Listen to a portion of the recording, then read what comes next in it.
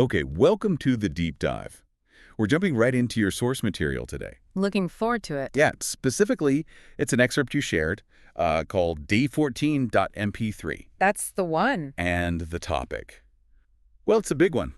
A challenge that pretty much everyone learning English bumps into. Those common grammar mistakes. Ah, yes, that feeling. It's almost universal, isn't it? That little hesitation, maybe mid-sentence where you think, hold on, was that quite right? Exactly. Or, you get corrected, maybe gently, maybe not so gently, and you're left wondering, okay, why was that wrong? What rule did I miss this time? Your source really taps into that feeling. It does. It acknowledges the shared experience of navigating the sometimes tricky rules of English grammar. So our mission here in this deep dive is to really unpack this specific source. We want to pull out the most crucial insights it offers about these errors that pop up again and again. And not just identify them, right? But also understand the practical ways, the simple ways the source suggests you can actually fix them. Precisely. The end goal, really, is to help you sound, well, more natural, more confident when you're speaking English, using the guidance from your source. And it's probably worth saying right at the top, which your source definitely implies too, making grammar mistakes. Totally normal. It's absolutely part of the learning journey. Oh, absolutely. Couldn't agree more. Doesn't matter if you're just starting out or if you've been speaking English for ages, little slips happen, especially, when you're talking spontaneously, thinking on your feet. No doubt. So we're not aiming for some kind of instant overnight perfection here. That's not realistic. And it's not what the source suggests either. No, it's about progress. It's about awareness. And it's about having kind of a clear map based on the source to tackle the most common hurdles. Exactly. Think of this session as us taking a guided tour together with you through your source, pinpointing those specific areas where learners often trip up according to the material. And really understanding the core principles the source provides to help you navigate around them more smoothly. Right, so let's dive into that universal challenge first. The source really sets the scene by acknowledging that feeling, that uncertainty. Have you ever felt that? Unsure if your sentence structure was quite right. Or maybe, you were corrected, and the reason why wasn't immediately clear left you scratching your head a bit. It happens to so many learners. Your source really validates this. It's not just you. It's not tied to one level or one background. No, even people who are, objectively quite advanced speakers, they still find themselves making small grammatical errors sometimes. Maybe they're speaking quickly, or maybe the grammar from their first language interferes a little. It happens. It's actually quite comforting to know you're in good company, isn't it? Definitely. And the good news, the really encouraging part that comes through in this source, is that many of these super common mistakes, they aren't based on obscure, complicated rules. Not at all. Often, they relate to some pretty fundamental structures in English, things that, once you kind of get them, become much easier to handle. The source really emphasizes that just knowing what the common pitfall is and knowing the simple fix can make a world of difference. Yeah, it's about conscious awareness leading to change. Exactly. The objective laid out in your source seems very clear. Focus on the errors that happen most often and provide straightforward, simple ways to correct them. It's not about chasing perfection, but about making those specific adjustments in your speech that help you sound more, well, natural and confident, avoiding those little things that might flag a sentence as maybe not quite standard. Making your English flow a bit better, sound a bit smoother. Right. So where does this journey into common mistakes begin, according to your source? It starts small, really small. Ah, yes. You mean the articles, A, N, and That's them. Your source points to the misuse of articles as one of the most frequent grammar stumbles for English learners. And it's funny, isn't it? They're just tiny little words. One letter, two letters, sometimes three. Seems almost impossible they could cause so much headache. I know, but your source makes a really strong point. Getting these little words right or wrong can fundamentally alter what your sentence actually means, or at least what it implies. Absolutely. They're small but mighty. Understanding how articles work is, well, it's critical for precision in English. Your source lays out the core rule very clearly, very simply. Okay, what's the rule? It says, use a or an for something general, something not specific, and use the for something specific, maybe something you've already mentioned, so it's now understood, or something unique, or something where the context makes it clear which one you mean. General versus specific. That sounds like the key. Let's really break this down with the examples your source provides. It starts with, I saw a cat in the street. Why are there? Okay, so a cat. Using air signals that this is any cat. It's indefinite. It wasn't a particular cat we were already talking about or one we expected to see. Just one cat out of potentially many. Precisely. It introduces the cat into the conversation for the first time, singular, unspecified. It flags it as new information in a way. Got it. Indefinite. And then the source contrasts this immediately with, but if I say I saw the cat on my neighbor's porch, big difference using the here. Why the switch? Because, just as your source explains, the marks the noun cat in this case as specific or definite. When you say the cat, you're assuming the listener knows or can figure out from context exactly which cat you're referring to. So it could be the neighbor's actual pet, the one we both know. Could be. Or maybe you're just talking about a stray cat causing trouble and this is that cat. Or maybe there's only one cat visible on the porch, so it's specific by context. The signals, the shared understanding or specificity, we know which one. That distinction, General, indefinite versus specific, definite, that really is the foundation, isn't it? It's fundamental. Your source then points out a related, very common mistake, using them when you're actually talking about something in general. The example used is saying, I like the pizza. Ah, yes. When you mean you like pizza as a food category, right? Not a specific pizza. Exactly. When you mean pizza in general. This happens all the time. It often comes from how articles work or don't work with general nouns or uncountable nouns in a learner's first language. English handles this differently. How so? Well, in standard English, when you talk about things in a general sense, like a whole category, dogs, books, ideas, or most uncountable nouns, things like water, information, advice, or food items like pizza, chocolate, rice, you usually don't use any article. No article at all. Correct. It's often called the zero article. And your source gives the right general forms for those examples. I like pizza. I love chocolate. Exactly. I like pizza means you enjoy pizza as a type of food, generally. I love chocolate means you enjoy chocolate in general. Okay, but if I said I like the pizza, what would that mean? That would mean you like a specific pizza, maybe the one we ordered last night, or the slice that's right in front of you on the table. It points to a particular instance. Same with I love the chocolate. It would refer to a specific bar or box of chocolates, not chocolate as a substance. The presence or absence of the shifts the meaning from specific to general. So let's try and synthesize this with a few more examples just to really nail down the principle from your source. If I see a dog in the park, any old dog I don't recognize. You'd say, I saw a dog. Introducing one. Unspecified dog. But if I see my friend's dog, Fido, the dog we both know well. Then you'd say, I saw the dog. Because it's specific, known to both of you. Okay. And talking about coffee, if I just generally enjoy drinking it. I like coffee. Zero article for the general concept. But if I'm pointing to the pot on the counter. Could you pass me the coffee? Specific pot. Or commenting on the cup I'm currently drinking.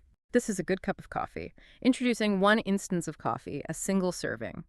Or possibly, the coffee is good today, referring to the specific batch brewed this morning. Context matters, but the core is general versus specific. Right. And your source didn't elaborate much on an, but the rule is basically the same as a, just used differently. Exactly the same principle. Singular, general, indefinite. The only difference is when you use it. And comes before a word that starts with a vowel sound. Sound, not just letter. Crucially, yes. So it's an apple, an interesting book, an hour, because hour starts with an ow sound. The H is silent. But it's a university because university starts with a Y sound, which is like a consonant sound. It's a one-day trip because one starts with a W sound. Ah, okay. That sound distinction is key for a versus an. Getting these articles right, a and the, or zero article, it really does add clarity, doesn't it? It adds precision. It signals to your listener whether you're talking about something new or known, general or specific. Mastering the system, as your source strongly implies, is a huge step towards sounding more natural. Native speakers use this constantly, usually without even thinking about it. It provides that essential context within the sentence structure. It really does. Okay, so moving on from those tiny but, as you said, mighty articles, your source shifts our focus to another area where a very small change adding or, more often, forgetting something small signals a grammatical mistake. Yes, this is another classic. They highlight the common error of forgetting to add that ease or ease ending to verbs in the present simple tense. But only sometimes, right? Specifically, yes, only when the subject of the verb is he, she, or it, what we call the third person singular. Right. This catches so many people out. Your source gives a really clear example of the mistake. They say learners might utter something like, she walked to work every day.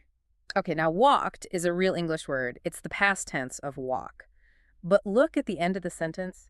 Every day. Ah, that signals a routine, a habit, something that happens regularly now. Exactly. And for regular habits or facts in the present, Standard English uses the present simple tense. So while walked makes sense for a past event, it's the wrong tense here for describing a current daily routine. So what should it be, according to the source? The source gives the correct form. She walks to work every day. It seems like such a tiny change, just adding that is, but grammatically it's essential in the present simple for she. And your source then helpfully lays out the basic rule for the present simple tense, which is worth just stating clearly because it covers so many verbs. Please do. It's fundamental. Okay, so for the subjects I, you, we, and they, you just use the basic form of the verb, the infinitive without to. Right. The base form. Your source gives examples like I work and they play. No's needed there. Correct. Simple as that. You understand. We agree. They listen. Base form all the way. But, and here's the crucial bit where the mistake identified by the source happens for the subjects he, she, and its. You must add s or es to the end of that base verb. Your source gives examples like he works, she watches, it goes. That ending, the S or ES, is the grammatical flag, isn't it? It tells you, present simple tense, third person, singular subject. It's exactly that. It's the conjugation marker for the specific combination of tense and subject. And you mentioned E. There are some slight spelling rules there too, right?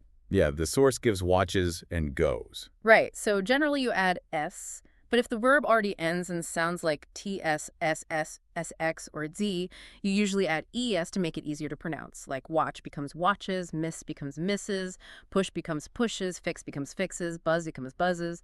And also for verbs ending in O, like go becomes goes, do becomes does. And what about verbs ending in E, like study? Good point. If the verb ends in a consonant followed by ye, you change the Y to I and add is. So study becomes studies, try becomes tries, fly becomes flies. But if it ends in a vowel followed by Y, like play. Then you just add S.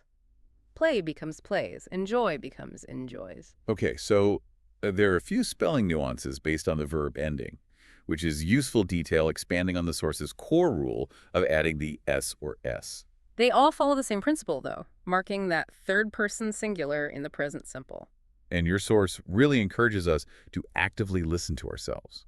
When you're talking about a he, a she, or an it in the present simple, consciously remember that S sound at the end of the verb. That self-monitoring is so powerful. Just knowing this rule exists, he, she, it, take the S or is in present simple helps you start to catch it. Practice is key, too. Say sentences out loud. He lives nearby. She teaches chemistry. It rains a lot here. My phone needs charging. And this applies to most verbs, right? Not just action verbs. Oh, absolutely. It applies to state verbs, too. Think about have. It becomes has for he has a car. Think about, like, she likes tea. He wants to leave. It needs attention. It's a very broad rule for this tense and subject combination. It's a small detail in terms of sound, maybe, but a really strong grammatical signal in English. It absolutely is. It's a core part of how verbs work in this very common tense. Getting it right consistently makes your English sound much more standard, much more accurate when talking about present facts or routines involving a third-person singular subject. Okay, so we've done articles, we've done the present simple is. What's next on the list of common hurdles according to your source? Sentence structure comes into play now. Specifically, questions. Ah, yes. Incorrect question word order. Your source flags this as another major area where learners often run into trouble. And it mentions a very common reason why this happens. Direct translation, right. Trying to map the question structure from your native language directly onto English. Exactly. Which often doesn't work because English has its own fairly rigid rules for forming questions. It really does. And learners might be tempted, as the source implies, to just use the same word order as a statement and maybe just raise their voice at the end, hoping that works. The classic example your source uses for this kind of error is asking, you like coffee? Hoping it functions as a yes-no question. And while, in very informal speech, someone might understand that, it's not the standard grammatical structure for a question in English. Standard English heavily relies on what we call auxiliary verbs, helping verbs to form questions. And where do these auxiliary verbs usually go in a question? Typically, right at the beginning. They signal that a question is coming. Okay. Your source lays out the common patterns really clearly for many, many verbs, especially in the simple present and simple past tenses. And when the main verb isn't be, you need to start the question with do or does. Correct. So taking that example, you like coffee, the standard question form is do you like coffee? Do is the auxiliary, then comes the subject you, then the base form of the main verb like. And if the subject was he, she, or it, we'd use does, right? Linking back to that tools rule again. Exactly. The S effectively moves from the main verb to the auxiliary do, turning it into does. So, does she like coffee? Does he work here? Does it snow in winter? Notice the main verb, like work, snow, stays in its base form after does. Ah, that's a key point. The as only appears once on the auxiliary does. Precisely. Okay, so that's do and does. What about questions using the verb to be, like am, is, are, was, were? Your source says the structure is different there. It is. With be verbs, you don't need do or does. The be verb itself acts as the auxiliary and simply moves to the front of the sentence before the subject. The source gives the example. Is she coming to the party? Perfect example. Instead of she is coming, it's is she coming. The S moves to the front. This structure is used for questions about identity, are you John, location, were they at home, states, am I right, descriptions, is it cold outside, or continuous actions, are you listening? So the rule is invert the subject and the be verb. Essentially, yes. The be verb leads the question. And your source also mentions questions that involve modal verbs like can, could, will, would, should, must, or the future, tense with will. How do they work? Very similarly to be verbs, actually. The modal verb, or will, takes the position at the start of the sentence before the subject. They function like the auxiliary. The examples given are, can you swim? And will they be there? Right. So, should I tell him? Must we decide now? Could you pass the salt? Will it be sunny tomorrow? The pattern is consistent. Modal will plus subject plus main verb, usually the base form. So the really big takeaway here from your source about forming questions in English is what? It's that reliance on putting an auxiliary verb, like do, does, did, am, is, are, was, were, have, has, or a modal verb, can, will, should, etc. first. That's the primary signal of a question in standard English structure. Just using statement word order with a questioning tone, while sometimes understandable, isn't the standard grammatical way. Mastering this inversion or use of dodos did is fundamental. It really changes the whole shape of the sentence compared to a statement. It does. It requires thinking about the structure differently, not just translating word for word from languages that might use intonation alone or place a question particle elsewhere. And it seems like this whole idea of auxiliary verbs being crucial isn't just for questions. Your source connects it directly to another common mistake area. Negative sentences. Yes, absolutely. Your source highlights the mistake of leaving out the auxiliary verb do, or does, did, when making sentences negative, especially in the simple present and past tenses. It's the flip side of the coin from questions, in a way. Just like you need dodos to form many questions, you also need them to form negatives with most verbs in these tenses. The example your source gives of the mistake is a learner saying something like, I not like spicy food. Again, you can see how that might come from direct translation. Maybe in their language, you just add a negative word like not directly after the subject or perhaps after the verb. But standard English doesn't usually work like that for negation in simple tenses, does it? No. It requires that auxiliary verb do combined with not. So your source gives the correct form. I don't like spicy food. Exactly. Don't is simply the standard contraction of do not. And just like with questions, if the subject is he, she, or it, you need does not, usually contracted to doesn't. Echoing that third-person singular rule again. Always comes back, doesn't it? So, she doesn't like spicy food. He doesn't play chess. It doesn't seem right. Your source really hammers this home by explicitly stating, and I'm quoting loosely here, always remember in English, negatives and questions often need an auxiliary verb like do or does. That's a fantastic summary statement from the source. It links these 2 points, question formation and negative formation, showing a really fundamental pattern in English sentence structure. Do, in its forms does and did for the past, is such a vital little workhorse verb. It does a lot of grammatical heavy lifting. It really does. You can't just stick not anywhere in the simple tenses. It needs to attach to that auxiliary dodos did. Understanding this is key to forming grammatically correct negative statements. Okay, this is really helpful, seeing how these rules connect. Let's move on to what your source terms a classic mistake. This one feels like a perennial source of confusion for learners at almost all levels. Ah, I think I know which one you mean. Is it mixing up the past simple and the present perfect tenses? That's the one, untangling those two. They both talk about the past, which makes it tricky. Absolutely. They both refer to actions or states completed before now, but crucially, they frame that past event differently. They have different focuses, especially regarding when the action happened or its connection to the present. Your source highlights this confusion with a couple of examples of incorrect usage they've likely heard often. First one, I have went. Okay, this first error is about the verb form itself within the present perfect structure. The present perfect tense is always formed with the auxiliary verb have, or has for he shite, followed by the past participle, the main verb. Not the past simple form. Correct, not the past simple form. For many regular verbs, the past simple and past participle look the same, e.g. walked, walked, played, played. But for irregular verbs, they are often different. Go is a classic irregular verb. So what are the forms for go? The base form is go, the past simple is went, and the past participle is gone. So I have went is wrong because went is the past simple form, but the present perfect needs the past participle, gone. Precisely. The correct sentence is I have gone. This type of error, using the past simple form instead of the past participle after have has, is common with many irregular verbs. Can you give a few more common examples? Sure. Take see. Past simple is saw. Past participle is seen. So you need I have seen, not I have saw. Or eat. Past simple ate. Past participle eaten. So she has eaten, not she has ate. Do. Past simple did. Past participle done. We have done it, not we have did it. Getting the right past participle form is step one for the present perfect. Okay, that clarifies the first type of error, using the wrong verb form. What's the second incorrect example your source mentions? It's, I have seen him yesterday. Right. Now here, have seen is the correct present perfect verb form. The problem isn't the verb for itself. So what is the problem? The problem is combining the present perfect, have seen, with a specific finished time in the past, yesterday.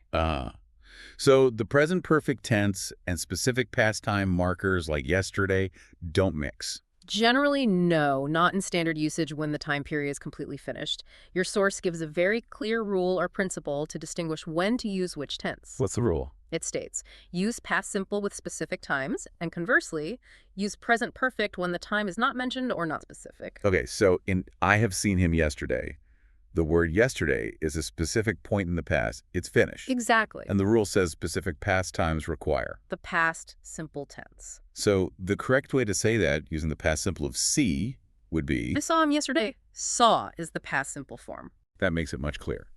So whenever you nail down exactly when something happened in the past with a finished time marker. Like yesterday, last week, last month, in 1999 at 3 o'clock this morning when I was 5, 2 days ago, any expression that pinpoints a completed time in the past, you should use the past simple. Think of it as dropping a pin on a specific finished moment on the timeline. Your source offers a really practical tip based on this rule, doesn't it? Yes, very helpful shortcut. If you say a time word or phrase like yesterday, last week, or in 2019, use past simple.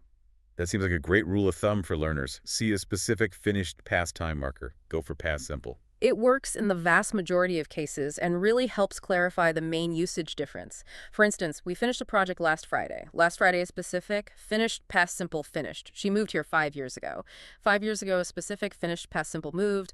They visited Italy in 2018. In 2018 is specific, finished, past simple, visited. And the other side of that coin, according to your source, if there's no specific time mentioned, or the time is indefinite, use present perfect. Right. The source illustrates this by revisiting the examples. I saw her yesterday is correct because yesterday is specific, but I have seen her before is also correct. Why? Because before isn't a specific point in time. Exactly. Before just means at some unspecified time prior to now. It doesn't pinpoint when. The present perfect is often used for these kinds of life experiences where the exact time isn't the focus. Have you ever ridden a horse? The question is about the experience, not when it happened. So present perfect often connects the past to the present in some way, or talks about experiences without a timestamp. That's a great way to put it. It can be used for experiences. I have visited Paris twice. Or for actions that started in the past and are still true now. She has lived here since 2010 implies she still lives here. Or for past actions that have a result or relevance now. Oh no, I have lost my wallet. The result is I don't have it now. Your source really focuses on that core distinction, specified finish time, past simple, versus unspecified or ongoing time connection, present perfect, which is often the most crucial difference for learners to grasp first. So it's not just about if an action is in the past, but how you're presenting it pinned to a specific finish moment, or viewed more broadly as an experience or something with current relevance. Yeah. That time word tip from the source seems like a really solid anchor. It's a very practical starting point provided by your source for navigating this often confusing territory. Focus on those time markers first. Okay, wow. We have covered a lot of grammatical ground based on your source material. We've tackled articles, a, and the, zero, that tricky, in the present simple, getting question structure right with auxiliaries, using auxiliaries for negatives too, and now this big one, untangling past simple and present perfect. That covers the main grammatical pitfalls highlighted in the source, yes. But then, your source does something really interesting. It kind of zooms out for a moment, shifts the perspective a bit. Ah, yes. It offers that crucial piece of reassurance, doesn't it? It does. It acknowledges, based on the source, that grammar mistakes, they happen. Even native speakers make slips sometimes in casual speech. And importantly, the source points out that many of these small errors may be a missed article or a slight tense mix-up. They often don't actually stop communication dead in its tracks, especially not in informal conversation. That's such a relief to hear. You might say, I go cinema yesterday instead of I went, or forget these ends on walks, but chances are the person you're talking to will still understand the basic message you're trying to get across. Absolutely. Communication can often succeed despite minor grammatical imperfections. Your source validates that the primary goal is often just getting understood. However, There's always a however. well, the source then pivots smoothly to emphasize the value of actually working on these common mistakes. While they might not always block understanding, actively focusing on correcting these specific frequent errors as the source encourages, that's how you start to sound genuinely more fluent, more polished, more natural. Right. There's a difference between just making yourself understood, maybe with some effort from the listener, and speaking in a way that flows smoothly and aligns with the standard patterns of the language. Targeting these common errors helps bridge that gap. It helps reduce the friction in communication, makes your speech sound less like textbook examples and more like, well, how proficient speakers actually talk. And your source adds another really interesting layer here. It touches upon the idea of flexibility within spoken English itself. Yes, it acknowledges that, especially in casual spoken English, and maybe varying by region, the rules can sometimes appear a bit more relaxed than what you might find in a grammar book. This is where they bring up that specific, quite provocative example. Hearing someone say, she don't like coffee in informal American English. Right. Now, based on the standard grammar rules we've just meticulously discussed, For present, simple negative, third-person singular, she. the grammatically correct form, according to prescriptive rules, is absolutely she doesn't like coffee, using doesn't. But the source points out that this other form, this non-standard she don't, is actually something you might encounter in real life, in certain very informal spoken contexts or dialects, particularly, as they note, in American English. And this is a really valuable observation for the source to include. It's not saying she don't is correct by standard measures. It's not endorsing it as the form learner should aim for if they want standard proficiency. So what is it doing by mentioning it? It's being descriptive, not just prescriptive. It's describing a feature of actual language use in some communities. It shows that spoken language is alive, it varies, and sometimes simplifies in ways that diverge from the formal, standardized rules. It highlights the difference between grammar book rules and linguistic reality on the ground in certain situations. It adds a layer of complexity, doesn't it? For a learner aiming for standard English, she doesn't remains the clear target. But knowing that variations like she don't exist, as your source notes, can help you understand why you might hear things that don't perfectly match the textbook. Exactly. It provides important context about language variation and formality levels. It shows that even native speakers operate across a spectrum. The key takeaway your source seems to offer here, trying to balance everything we've discussed, the need for rules, the reality of mistakes, the existence of variations, is beautifully summed up. What's the summary? Essentially, don't be terrified of making mistakes, go ahead and speak, but also make an effort to listen carefully, notice the patterns, and correct yourself when you can. Improve over time. I love that. It's permission to be imperfect, combined with a nudge towards conscious improvement, courage, and attention to detail. It promotes that ongoing cycle. Try, make a mistake maybe, notice it or have it pointed out, understand the rule better, try again. That's how learning happens. Okay. So based on this whole deep dive into your source material, exploring all those common grammar traps and the ways to get around them, your source finishes with a very concrete challenge for you, the listener. Ready for it? Step 1 is simple. Just listen to yourself. Pay a bit more attention than usual when you speak English today or tomorrow. Maybe even record yourself on your phone for a couple of minutes talking about anything. That's a great idea. Hearing yourself back can be really revealing. Okay, step 2. Pick one. Just one of the common mistake areas we've dug into today that you feel is relevant for you. Don't try to boil the ocean and fix everything at once. Is it articles, the present simples, question words, negatives, past simple versus present perfect? Just choose one focus area. And step 3, practice it. Actively, consciously practice saying sentences correctly using the rule you've chosen. If you picked the best rule, spend 5 minutes just making sentences about he, she, it, doing things. He reads, she writes, it works. Say them out loud. Feel the ets. Or if you chose articles, describe objects around your room. This is a desk. The desk is brown. There is a lamp on the desk. I need light. General, uncountable, zero article. Consciously make those choices. That active production, saying it right, helps rewire the brain. And your source adds one more reflective step, which I think is really powerful for building confidence. What's that? Think back. Is there a grammar mistake you used to make quite often, but now you've pretty much got it sorted? Maybe it was subject-verb agreement or countable nouns or something else entirely. Reflecting on past successes. Exactly. What was that old mistake? And more importantly, how did you fix it?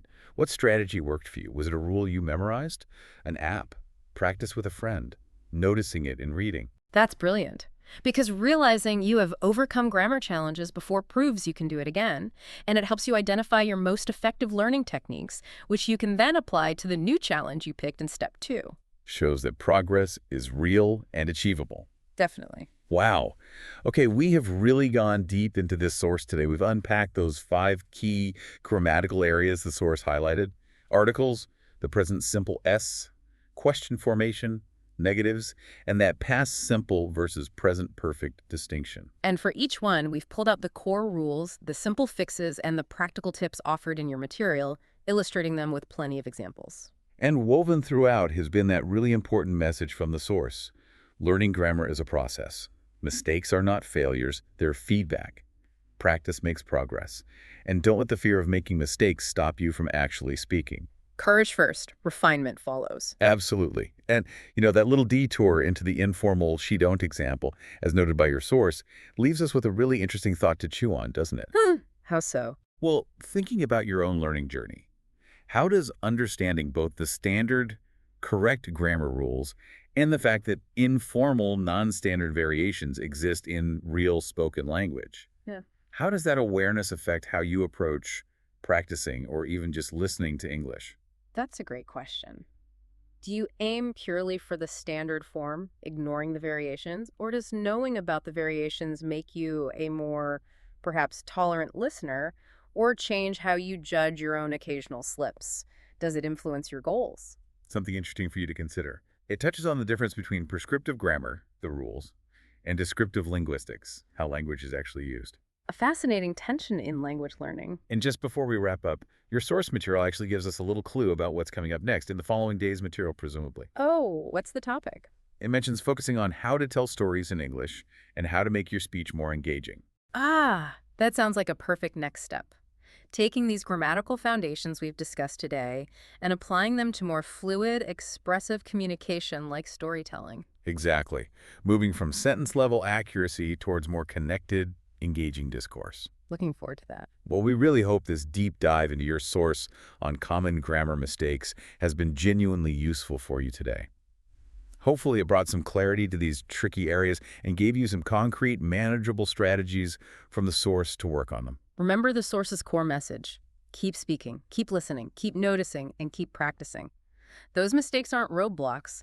They're stepping stones on your path to sounding more natural and confident in English. Thanks so much for joining us for this deep dive.